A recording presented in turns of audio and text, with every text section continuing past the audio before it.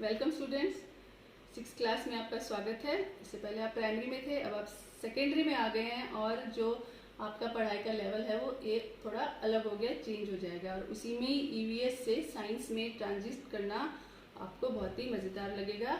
और इसी श्रृंखला में हम पढ़ेंगे chapter component of food. Component of food जो है वो हमें यह बताएगा कि फूड में कौन कौन से कंपोनेंट होते हैं जो हमें हेल्प करते हैं हमारे बॉडी की ग्रोथ में, डेवलपमेंट में, हमारे माइंड की डेवलपमेंट में और हमें एक्टिव रखते हैं। तो ये कौन कौन से कंपोनेंट होते हैं जो आज हम पढ़ेंगे। सबसे पहले हम पढ़ेंगे कार्बोहाइड्रेट्स।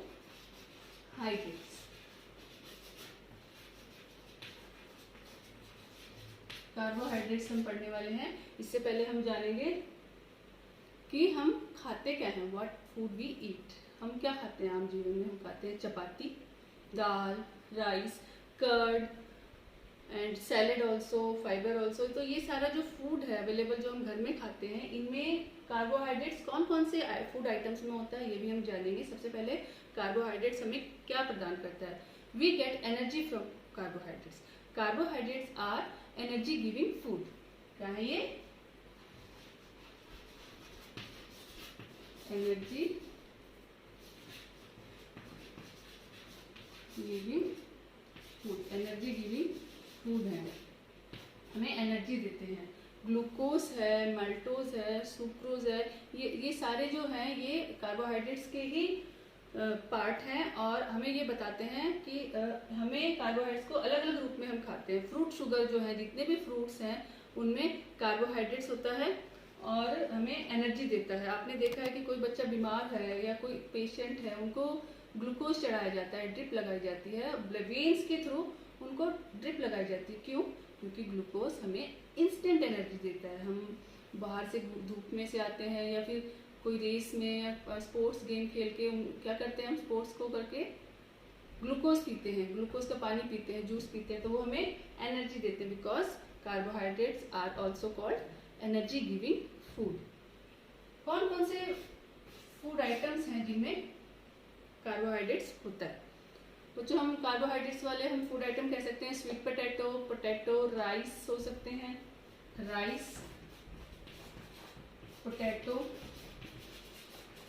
स्वीट्स, जो भी मीठा आप खाते हैं, शुगर से बना हुआ जो कोई भी फूड आइटम जो मीठा होता है उन सब में कार्बोहाइड्रेट्स होते हैं। जैसे sweet potato, potato, sugar cane, papaya and maize, mango, बाजरा, राइस और जो व्हीट होते हैं, इन सब में कार्बोहाइड्रेट्स होते हैं और ये हमें एनर्जी देते हैं।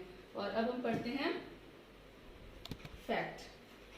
फैट जो है वो भी एनर्जी गिविंग फूड है and fat gives much more energy than carbohydrates. Fat जो है कार्बोहाइड्रेट से भी ज्यादा एनर्जी हमें देते हैं। Second is fat. कौन सा? Fat. Also they also give energy. They are also energy giving food but they give much more energy in comparison of carbohydrates. Carbohydrates की तुलना में ये हमें अधिक एनर्जी प्रदान करते हैं, अधिक ताकत मिलती है, इनसे जल्दी एनर्जी ज़्यादा भी मिलती है और फ्यूचर के लिए भी हमारी बॉडी में स्टोर होते हैं ग्लाइकोजन के रूप में, जो कि जब हम बीमार हों या फिर एक्स्ट्रा एनर्जी की जब हमें ज़रूरत होती है तो हम फैट जो है बॉडी में जो फैट स्टोर हो रखा है उस वो काम में आता है। प्लांट जो फैट है हमें प्लांट सोर्सेज से मिलता है। फैट कहाँ से मिलता है? कौन कौन से फूड आइटम है जिनमें फैट होते हैं? फैट होते हैं ऑयल एंड घी। चिकने जो फूड आइटम्स होते हैं उनमें फैट होता है, जैसे oils and ghee, milk product, इन सब में फैट होते हैं। तो हम देखते हैं कि फैट जो है वो प्लांट प्रोडक्ट से भी हमें मिलते हैं एंड एनिमल सोर्सेज से भी।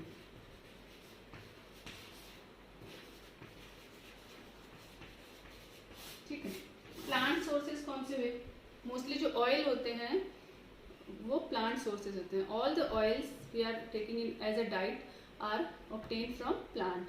वो सभी प्लांट से ऑब्टेन होते हैं। एंड जैसे कौन कौन से तेल है जो हम आम जीवन में खाते हैं?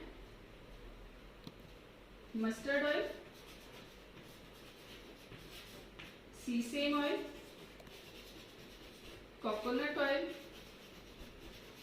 And olive oil, soybean oil, sunflower oil, ठीक है। और जो नट्स होती हैं उनमें भी फैट होते हैं, सीसेम होती है, तिल होते, दाने होते हैं, उनमें फैट की मात्रा हमें मिलती है, जो कि प्लांट सोर्सेज ऑफ फैट है। आप डायग्राम में देखिए, इसमें दिए हुए हैं बहुत सारे एग्जाम्पल। अभी हमारा नेक्स्ट है एनिमल सोर्सेज ऑफ फैट। ये एनिमल से कौन कौन से सोर्सेज है जिनसे हमें फैट मिलता है? उनमें मोस्टली मिल्क प्रोडक्ट हो सकते हैं सारे, जैसे कि milk, curd, butter milk, ghee and paneer, और जो एग है, फिश है, ये सब भी हमें फैट प्रोवाइड करते हैं। तो एनिमल सोर्सेज कौन कौन से हुए? मीट, मिल्क, एग, घी। सबसे ज्यादा जो है वो घी जो है मोस्ट इम्पॉर्टेंट है फैट के लिए, एंड बटर मिल्क, छाछ जो बोलते हैं, लस्सी, उसमें से हालांकि घी निकाल लिया गया होता है, बट वी कैन, उसमें थोड़ा बहुत ट्रेसेस तो होते ही हैं, ठीक है। अब देखिए यहाँ इमेज में साथ में सारे एग्जांपल भी दिए हुए हैं। और अभी हम पढ़ते हैं, नेक्स्ट है हमारा टॉपिक। हमने कार्बोहाइड्रेट्स पढ़ लिया, फैट पढ़ लिया, हमारा नेक्स्ट टॉपिक है प्रोटीन। कौन सा? प्रोटीन।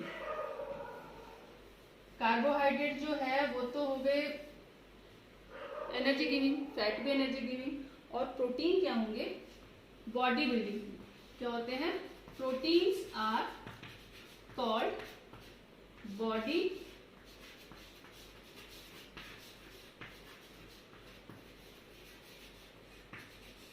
Building food. कौन से होते हैं? बॉडी बिल्डिंग फूड होते हैं। ये हमारी बॉडी को बनाते हैं। मसल्स हमारे जो है, हेयर हैं, और क्यूटिकल्स, नेल्स हैं, और जो स्किन है, ये सब प्रोटीन से ही बनते हैं। बॉडी जो है प्रोटीन से बनी हुई है, तो इनको बिल्डिंग ब्लॉक्स ऑफ बॉडी भी कह सकते हैं।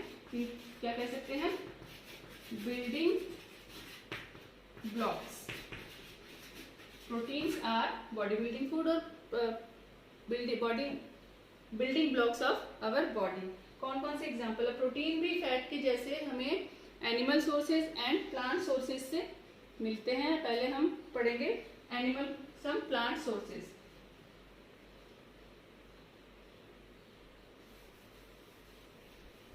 प्लांट सोर्सेज में हम पढ़ेंगे ग्राम, मूंग, तुअर दाल, बीन्स, सोयाबीन, और ये सब जो एग्जाम्पल हैं, ये सारे बच्चों प्लांट सोर्सेज हैं जिससे हमें प्रोटीन मिलता है। जो भी पल्सेज है, दालें हैं, राजमा है और चने हैं, ये सब जो हम खाते हैं, मटर है, जो पी जो है, वो सब में प्रोटीन होता है, जो कि हमारी बॉडी में बिल्डिंग ब्लॉक्स के जैसे काम करता है। तो वी शुड ईट पल्सेज। दाल तो डेली खानी ही चाहिए, और ये बहुत ही हेल्दी होती है, हमारी बॉडी को बनाती है, ठीक है। नेक्स्ट है एनिमल सोर्सेज। जो एनिमल सोर्सेज कौन से हुए?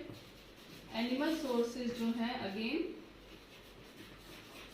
मिल्क। मिल्क जो है rich in protein, okay. Next is egg, strong. बहुत मिल्क और एग जो है वो प्रोटीन के बहुत ही बड़े सोर्सेज है। ह्यूमन बहुत इनको यूटिलाइज करते हैं। फिश होती है, एंड पनीर, चीज, सोयाबीन। अच्छा, ये तो प्लांट में आ गया। सोयाबीन जो है वो बेटा प्लांट्स में आता है, और milk, egg, meat, chicken, all these are example of animal sources of protein. Next is vitamin B. Vitamins जो हैं ये विटामिन सी होता है, बी होता है, ए होता है। ये हम पढ़ेंगे विटामिन ए किस में होता है, बी किस में होता है, और ये हमारे कौन कौन से फंक्शन को यूटिलाइज करते हैं। विटामिन बी के लिए हमको चाहिए, ये कौन कौन से आइटम, फूड आइटम्स खाने चाहिए? पपाया, कैरेट, मैंगो, राइस जो है उसमें भी होते हैं, और मीट में होते हैं, व्हीट में होते हैं, फिश, मिल्क, ये सब जो है इनमें विटामिन बी होते हैं। और हमें फ्रूट्स खाने चाहिए विटामिन के लिए। विटामिन के लिए हमें हमेशा फ्रूट्स खाने चाहिए, ठीक है। अब है विटामिन सी। विटामिन सी जो है आप यहाँ डायग्राम में पिक्चर में देख सकते हैं, इमेज में देख सकते हैं कि जितने भी फ्रूट्स हैं जो खट्टे होते हैं, सिट्रस होते हैं, जिसमें orange, tomato, guava, green chilli, lemon, amla, these all are the sources of vitamin C. और विटामिन सी का क्या काम है? हमें बीमारियों से बचाना, डेफिशिएंसी डिजीजेस से बचाना, मतलब विटामिन हमें बीमारियों से लड़ने की ताकत देना, ये हमारे लिए एनर्जी, मतलब हमें ताकत देता है कि हम बीमारी से लड़ सकें इसको। ठीक है, अब हम पढ़ेंगे विटामिन डी।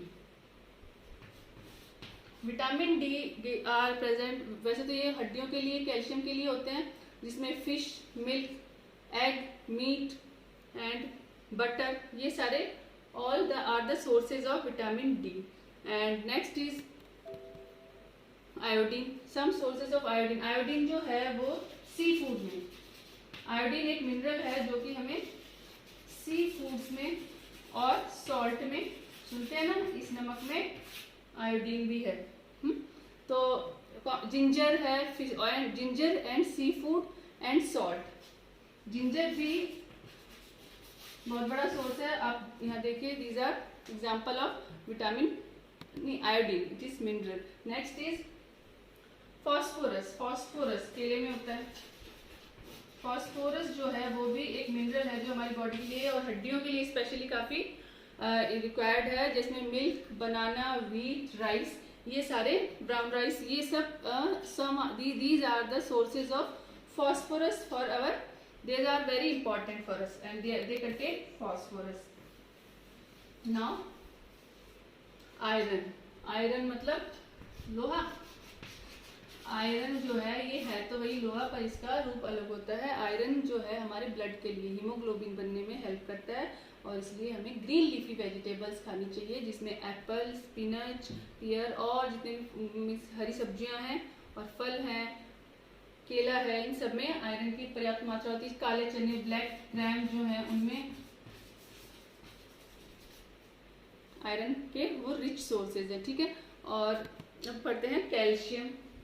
ये भी एक मिनरल है जो कि हड्डियों के लिए काफी इम्पोर्टेंट है, और ये किसमें होता है? मिल्क में होता है और एग में होता है। Now there are some diseases, what is balance. सबसे पहले हम पढ़ते हैं बैलेंस डाइट, और फिर पढ़ेंगे बैलेंस डाइट की, बैलेंस डाइट होती क्या है और बैलेंस डाइट को ना खाने की वजह से क्या क्या हो सकता है। बेटा, the food we normally eat in a day is our diet. जो हम दिन में जो भी खाना खाते हैं ना, वो एक हमारे लिए डाइट है, वही हमारी डाइट है। मतलब एक इंसान, एक बच्चा या एक बड़ा इंसान, मैच्योर इंसान जितना खाना खा सकता है एक बार में, वह उसकी डाइट होता है। मतलब कोई 2 रोटी खा सकता है, 1 रोटी के साथ थोड़ा चावल खा सकता है, सब्जी, और मतलब एक थाली में जितनी हम खा सकते हैं हम एक टाइम पे, वह हमारी डाइट है।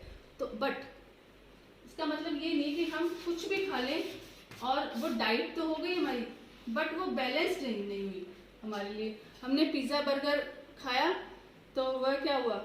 पेट भर गया, डाइट एक टाइम का हमें वो पेट भर गया, मतलब दोपहर के खाने में ये सब खा लिया तो हमारा पेट तो भर गया, बट हमें उनसे एनर्जी तो मिली, बट वो बाद में जाके हमें प्रॉब्लम देते हैं। So our diet should have all the nutrients that our body needs in right quantity. मतलब डाइट में वह सभी न्यूट्रिएंट्स होने चाहिए जो हमारी बॉडी को प्रॉपर ग्रोथ और डेवलपमेंट के लिए जरूरी है। ऐसा ना हो कि अपने खाने में एक ही एक तरह की हम अगर इस्तेमाल करें, एक ही टाइप का फूड लें, जैसे कि रोज तीनों वक्त चावल खाओगे या तीनों वक्त एक ही प्रकार का फूड खाओगे, तो हमें किसी एक पर्टिकुलर न्यूट्रिएंट्स की हमारी बॉडी में कमी हो सकती है। और एक और बात, कितना खाना चाहिए, not too much of one और नॉट टू लिटिल, मतलब कि बहुत ही ज्यादा भी नहीं खाना चाहिए और बहुत कम भी नहीं खाना चाहिए। The diet should also contain a good amount of nutrients and roughage. हमने जो पढ़े उनमें से रफेज जो था, ये छूट गया टॉपिक। रफेज जो है ये डाइटरी फाइबर, ये भी बहुत जरूरी है। डाइटरी फाइबर जो है ये किस लिए? सैलेड के रूप में हम इनको खा सकते हैं ये, और प्लस वाटर। वाटर जो है हमारी डाइट का इम्पोर्टेंट पार्ट होना चाहिए। जितना ज़्यादा पानी हो सके, थोड़ी थोड़ी देर में हमें पानी पीना चाहिए। ये हमारे डाइजेशन को वो हेल्दी रखता है, और जो भी हमने न्यूट्रिएंट्स लिए हैं उन्हें डिजॉल्व होने में, एब्जॉर्ब होने में हेल्प करता है। और रफेज जो है हमारे फूड, जो हमने खाना खाया है उसे आगे पहुंचाने में हेल्प करता है, वो एक जगह जमता नहीं है। ठीक है, तो ऐसी डाइट जिसमें अभी तक जितने भी न्यूट्रिएंट्स हमने पढ़े और प्लस रफेज एंड वाटर जिनमें हैं, ये सारे न्यूट्रिएंट्स लिए हुए जो डाइट होती है जिसमें सभी प्रकार के एक mineral, vitamin, carbs, protein, fat सब मतलब एक संतुलित मात्रा में होती हैं, वह कहलाती है बैलेंस्ड डाइट। द डाइट और the food which we eat should be in a balanced way, not too much और नॉट टू लेस। ओके, अभी हम अगर ज्यादा खाएंगे, बहुत ज्यादा खाने से क्या होता है, ओबेसिटी जैसी बीमारी हो जाती है। कुछ बच्चे इनएक्ट या फिर कुछ लोगों में अधिक खाने से अधिक मतलब अपनी उम्र के हिसाब से अगर आप में उनका वजन नहीं है तो फिर इसका मतलब है कि उनमें वो बीमारी है, वो ओबेसिटी, उसे कहेंगे ओबेसिटी। अधिक खाने की वजह से, एक्टिव ना होने की वजह से जो बीमारी होती है उसे कहते हैं ओबेसिटी। तो हमारे भोजन में हम पढ़ रहे थे बैलेंस डाइट, तो not too much not too little के लिए मैंने ओबेसिटी बताया। तो हमारे डाइट में pulses, groundnuts, soybean, sprouted seeds हो सकते हैं, फर्मेंटेड फूड हो सकता है जैसे कि साउथ इंडियन फूड में होती हैं इडली, डोसा, ये सब, और एक कॉम्बिनेशन ऑफ फ्लोर, आटे का कॉम्बिनेशन, जैसे कि हम अलग अलग प्रकार के अलग अलग जगहों पे, अलग अलग स्टेट्स में हमारे इंडिया में अलग अलग आटा खाया जाता है, फ्लोर खाया जाता है, जिसमें कि हम व्हीट फ्लोर तो जैसे फेमस है, राइस फ्लोर से इडली बनती है, मेज फ्लोर होता है, कॉर्न का फ्लोर होता है, और इनसे बनने वाली डिशेस कौन सी होती है, चपाती, थेपला और ये डोसा, इडली, ये सब, खमन। तो ये और सीरियल्स बहुत जरूरी है, एंड फ्रूट्स, सभी तरह के फ्रूट्स, जैगरी एंड रफेज में सैलेड, ये सभी हमें सही मात्रा में संतुलित एक हमारी प्लेट में अगर ये आएंगे तो वो बैलेंस डाइट कहलाएगी। बैलेंस डाइट जो है बेटा एकदम एक्सपेंसिव डाइट नहीं है कि भाई बहुत महंगा फूड है। बैलेंस डाइट वो है जो भी हमारे घर में अवेलेबल है उसे हम उसमें खाएं कि संतुलित रूप में खाएं, ठीक है। अभी हम पढ़ेंगे डेफिशिएंसी डिजीजेस। डेफिशिएंसी डिजीजेस क्या होती हैं? डेफिशिएंसी का मतलब होता है कमी। डेफिशिएंसी डिजीजेस, डेफिशिएंसी डिजीजेस क्या होती हैं? The diseases which occur due to lack of some specific nutrients, specific component of food. जो कंपोनेंट ऑफ फूड हमने पढ़े उसमें उन तत्वों की कमी की वजह से जो बीमारी होगी, जैसे कार्ब्स की कमी से और प्रोटीन की कमी से, विटामिन की कमी से, तो वो बीमारी, उन बीमारियों को डेफिशिएंसी डिजीजेस कहते हैं। तो डिजीजेस विच, ये ज़्यादा लंबे तक नहीं रह सकती, बट अगर इनकी वजह से कोई कमी हो जाती है, जैसे कि आंखों की रोशनी कम होना, स्कर्वी है, और ये सारी कई सारी डिजीजेज जो पढ़ेंगे आगे इस चैप्टर में, तो ये डिजीजेज जो होती हैं वो डेफिशिएंसी डिजीज कहलाती है। हीमोग्लोबिन की कमी से, जो आयरन की कमी से जो बीमारी होती है, ये डेफिशिएंसी डिजीज होती हैं। और कई सारे डिसऑर्डर्स भी होते हैं जो हमारी डिजीज की वजह से, इन न्यूट्रिएंट्स की कमी की वजह से, कंपोनेंट ऑफ फूड जो हमने खाए हैं वो सही मात्रा में ना खाने की वजह से होते हैं। ये बाय बर्थ भी हो सकती है या आगे जाके भी ये हमारे में डेवलप हो सकती है। एक और आवर बॉडी, जो विटामिन डी जो है, ये एक इंटरेस्टिंग फैक्ट हम पढ़ते हैं। विटामिन डी जो है वो हमारी बॉडी में डेवलप हो सकता है, अंदर ही अंदर बनता है डिफिशिएंसी, जैसे कि सनलाइट से। Our body also prepare vitamin D in the presence of sunlight. Nowadays, insufficient exposure to the sunlight is causing vitamin D deficiency in many people. आप देख सकते हैं कि हम मोस्टली घर में ही रहते हैं और बच्चे स्कूल में भी अंदर रहते हैं, वहाँ भी इंडोर गेम्स ही गर्मी की वजह से बाहर नहीं निकल, तो सनलाइट के एक्सपोजर में अगर कम होते हैं तो विटामिन डी की कमी हो सकती है, क्योंकि sunlight help us in preparing vitamin D. ठीक है, हमने आज क्या क्या पढ़ा? Carbohydrates, protein,